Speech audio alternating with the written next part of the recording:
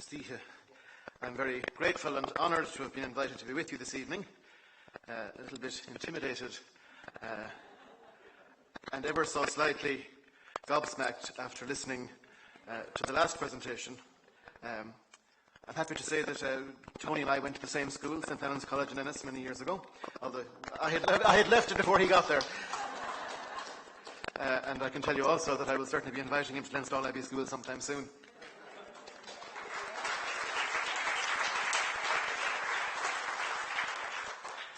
I must admit I'm a little bit jealous of the people who got to speak earlier in the week. In their various ways and from their various perspectives, they've highlighted much of what has been sick in Irish society over the last century, and much of what is sick about it today. Much has been said about how our republic has been and continues to be less than it might be. And as one whose college years were spent studying Irish history, I found much of the analysis fascinating and have been following things on Twitter and on the website throughout the week, even though I only arrived in person yesterday. I promise I won't get into a row with the Minister for Education about compulsory history, not in this forum anyway. Whether we all need to learn history or not may be a moot point, but that we all need as a society to learn from history is surely beyond question. The well-known words of Maya Angelou come to mind. History, despite its wrenching pain, cannot be unlived, but if faced with courage, need not be lived again. There's certainly a need to look back and to analyse. However, after all the diagnosis, actually identifying the best treatment is a different and difficult task, and I find myself on quite uncomfortable ground, and indeed I suppose the whole week has been about trying to identify the treatment. The summer schools project for today, as set out in the programme, is a daunting one. Joe wrote, "This is a day for looking forward, for seeing how we can draw on our own resources, how we can use the wealth that is still there, including, but not only, financial wealth, to build a better republic." And Tony gave wonderful exposition of the wealth that is there. And I think that's a very important part of the discussion, and a very important complement to the more explicitly economic discussions earlier on in the day. In the midst of the social scientists and social entrepreneurs gathered on the stage this evening to explore this question, I must look like quite an unusual creature, and I'm not referring to what I'm wearing. For one thing, I'm a minister of the Roman Catholic Church, which, if we're honest, would hardly be the first organisation most Irish people would look to when it comes to rebuilding the Republic. Maureen spoke very cogently there about trust, and it isn't lost on me. Secondly, I'm a monk living in a monastery, and so in many ways I'm protected and removed from many of the challenges that face many Irish people. Thirdly, I work in and run a secondary school, which, though open to students from all religious or non-religious backgrounds, is very proud to be a Catholic school. And fourthly, the school I happen to lead is a fee-charging boarding school, and so is sometimes open to charges of elitism and privilege. And so I'm very grateful, deeply grateful, that the organisers of the summer school have seen fit to include a voice such as mine in this evening's conversation. We have a somewhat stunted political intellectual tradition in this country, public intellectual tradition in this country. As people like Olivia O'Leary sometimes remind us, this has perpetuated a poverty of civic consciousness and of public discourse, which has cost us, though, of course, the unique beast that is the Irish summer school, and particularly this summer school, are honourable exceptions to that rule. Nevertheless, Irish people have traditionally prized education very highly indeed. In all the discussions yesterday where there was a focus on education, Don Thornhill, Brian McCrath and Bridget Laffan all highlighted that very fact. Successive generations of parents have striven to provide the best possible education for their offspring, often with great personal sacrifice. I hate my job, but I do it for you and your brothers and sisters. Sadly, that education has too often functioned as a visa for foreign shores. But the high value which Irish people have traditionally attached to education still endures, and we need to continue prioritising education. There was some discontent from the floor yesterday that the focus was mainly on third-level education. And though we're all probably inclined to think that our own particular sector is the most important, and I'm no exception, I was actually more concerned and disappointed at the focus on education as the acquisition of economically useful or technical skills.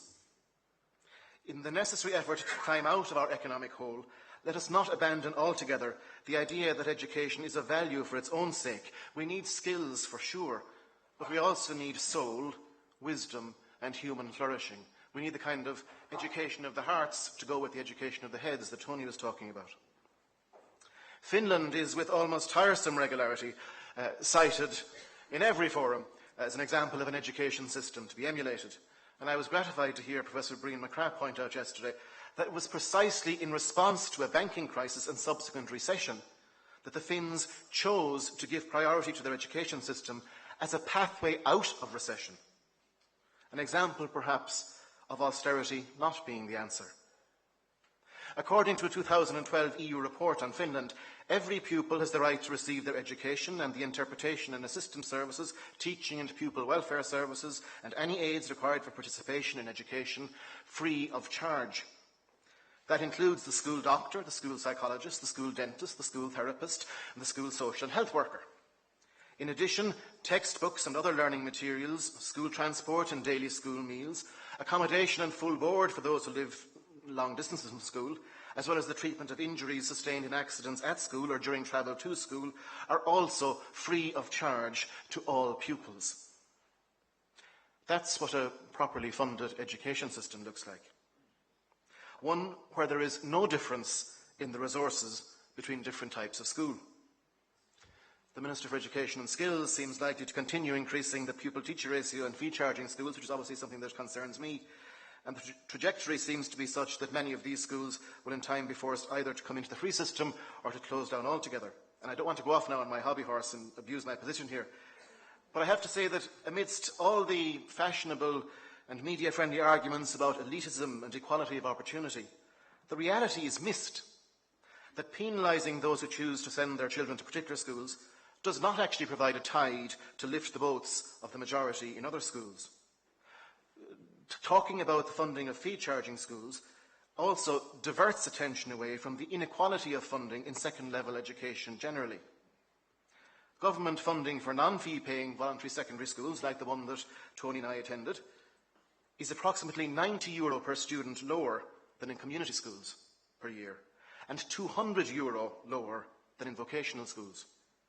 This is iniquitous, but merits very scarce mention in our political discourse. The Minister admitted here yesterday that the greatest problems in education are at second level. Well, taking money out of the system to make an ideological point is pure folly. It's that race to the bottom that people sometimes speak about, or to quote a phrase used by Browne, a slide into mediocrity. It's about the equalisation of under-resourcing. The reality is that our education system is underfunded and is at breaking point. Classes are getting bigger and requirements such as post-responsibility, learning support, special needs assistance, guidance counselling and so on are being cut all the time. That cannot continue if we are to transform the educational experience for our young people, a transformation to which the Minister is himself clearly personally committed and for which he should be commended. Much is being reformed and many initiatives are being rolled out. Too many at the same time, perhaps. There's a danger with all the reform, most of which is welcome, that teaching and learning, which Bridget Laffan didn't like the sound of yesterday, and still more creativity and enterprise will actually be drowned out in a tide of forms, reports and compliance requirements. Underfunding and over-regulation is an unpleasant cocktail. I was relieved to hear yesterday that progress will soon be made on reforming the CAO point system, which, though neutral and objective, does have the effect of making second-level schools almost like factories. Tony referred to, we've turned our students into worker ants, and it regularly feels like that. The system as we have it forces teachers to concentrate too much on exam papers and teaching to the exam, and reducing students' educational reports, their entire educational outcome, to a number, to their points tally. Some lines by a very famous Irish educationalist come to mind. Our common parlance has become impressed with the conception of education as some sort of manufacturing process, and our children are the raw material.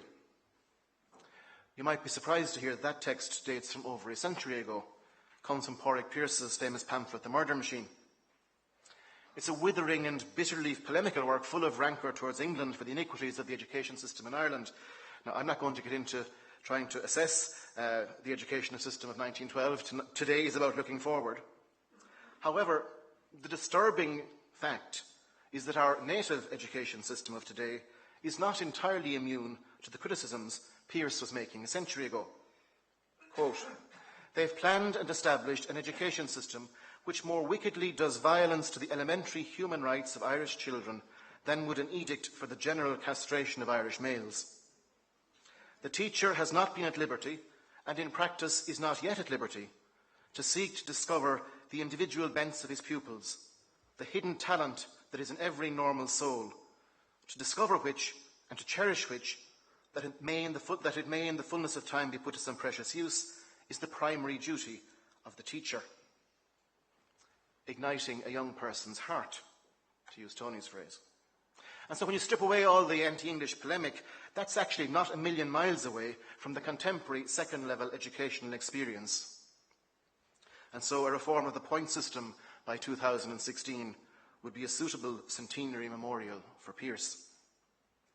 The failure to fund education properly and the utilitarian way that we tend to view school as a mere means to admission to third level rather than as an important part of life itself does in fact mean that schools are frequently under such pressure that, in Pearse's phrase, the hidden talent that is in every normal soul can get missed out on.